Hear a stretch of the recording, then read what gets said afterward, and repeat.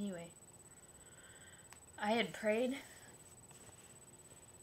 about my mom. I was just wondering where she was at and how she was doing.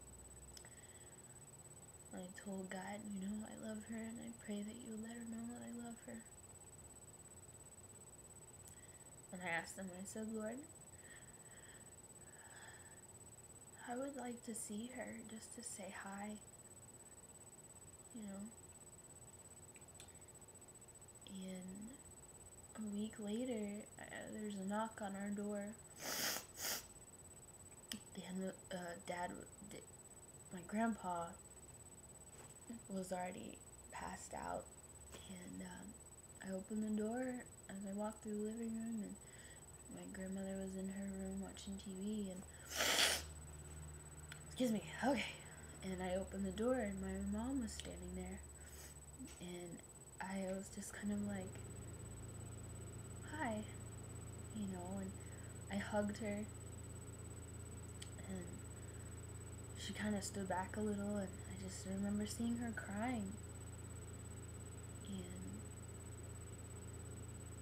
she's like, I need to talk to your grandmother, and so I just stood there, and I opened the door, I said, sure, and she talked to my grandmother for a while, and for the next couple of junior year, she would pick me up from school, and I would get to hang out with her and stuff, and and during that part of my life, I got to meet my grandfather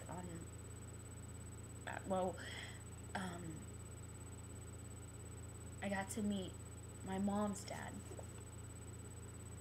and it was awesome, I got to meet more people and stuff, and I was just thinking now, praising God for how much He answers prayers, and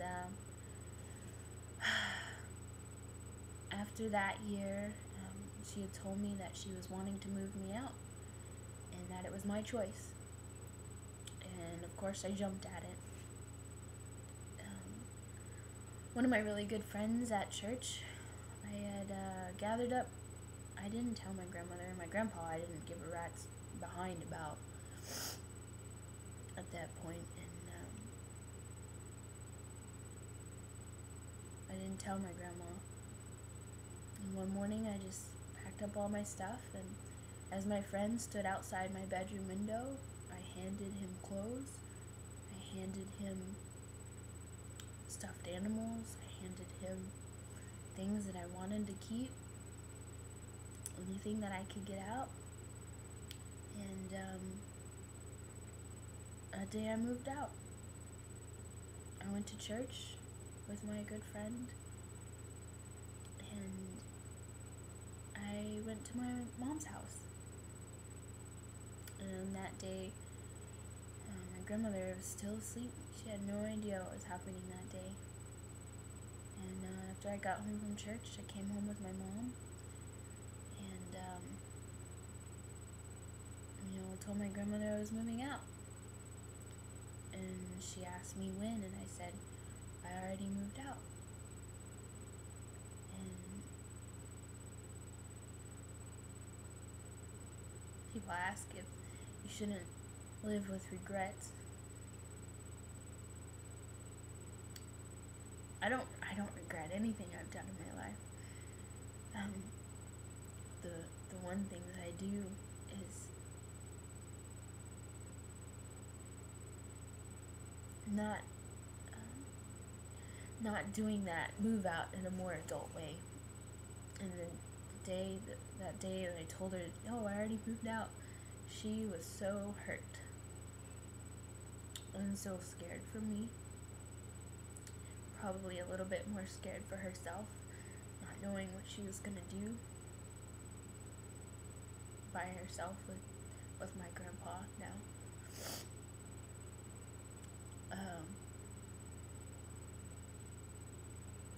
I do regret that. I wish I hadn't have done it that way. But regardless of what way I'd done it, I wanted to move out, and I was going to. And I made that decision, and I left. who lives with my mom, and I realized even in the little maturity that I had and just age that it probably was God's plan that I didn't grow up with her. It was hard. We're almost exactly alike, except she's 6 foot and red hair, and I'm 5'5" and blonde hair. But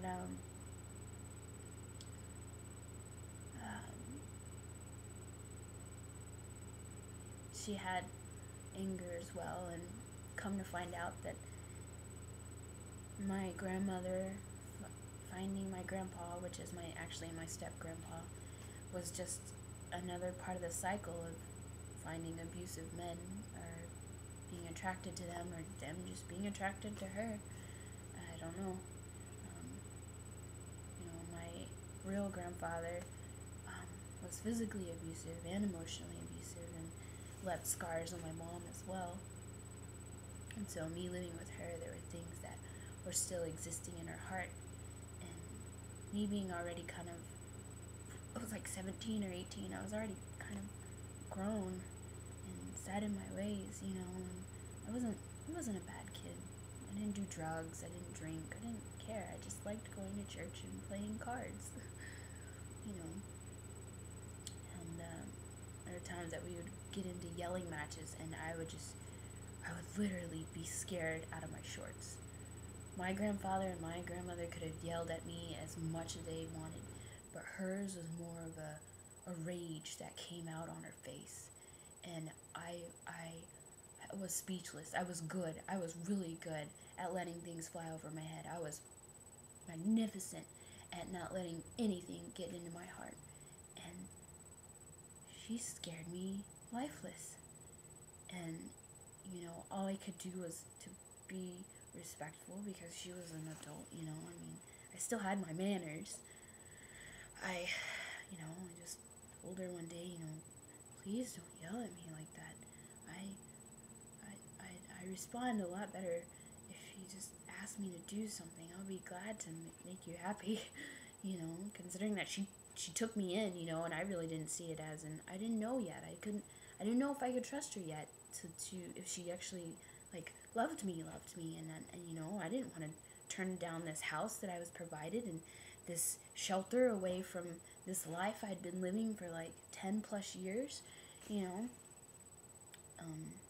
but in the next coming years we got to know each other and we got to grow better, and now I know that she loves me, and I've known that she's always loved me, so I don't know what her life was like the time that she was gone, but I know now that she loves God and she loves me and has worked so hard her entire life.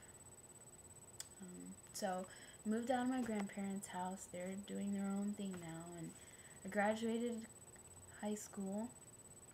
I got accepted to Texas A&M in the meteorology program, and I started college, which was good and exciting and a way for me to be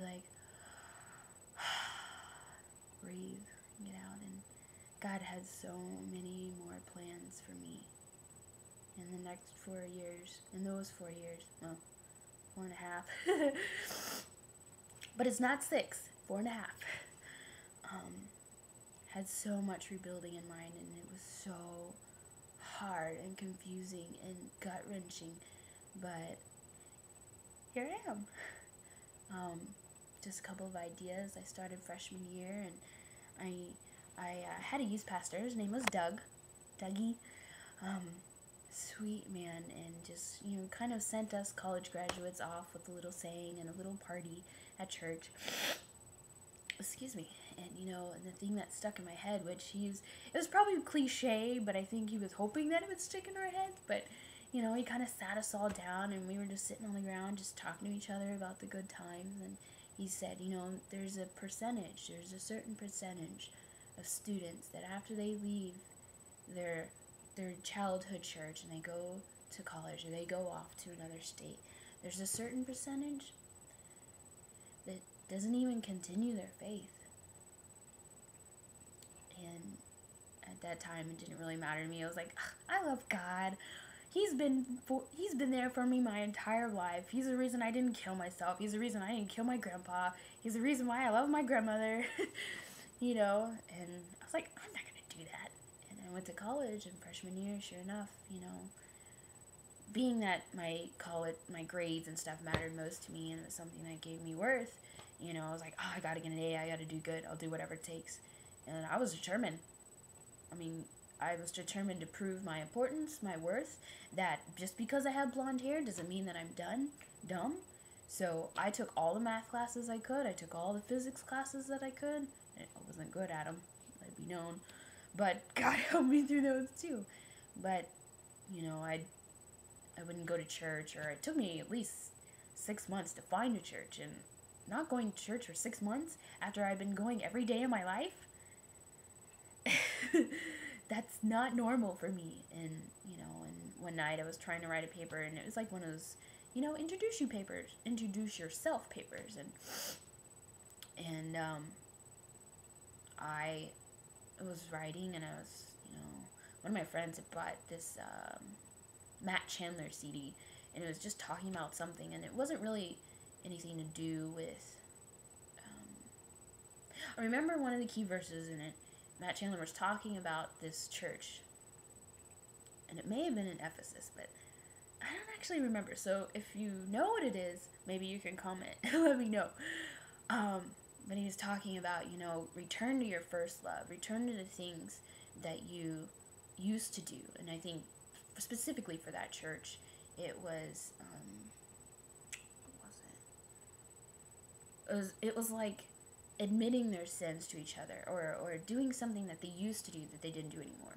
And I remember a verse that he was talking there, and he said, if you don't do this, I will remove your lampstands, and this and that. And I think that stuck out most to me is because God had always been there for me. Jesus Christ had always been there for me, walking with me. Even if I rejected him or hurt him on purpose, he was there.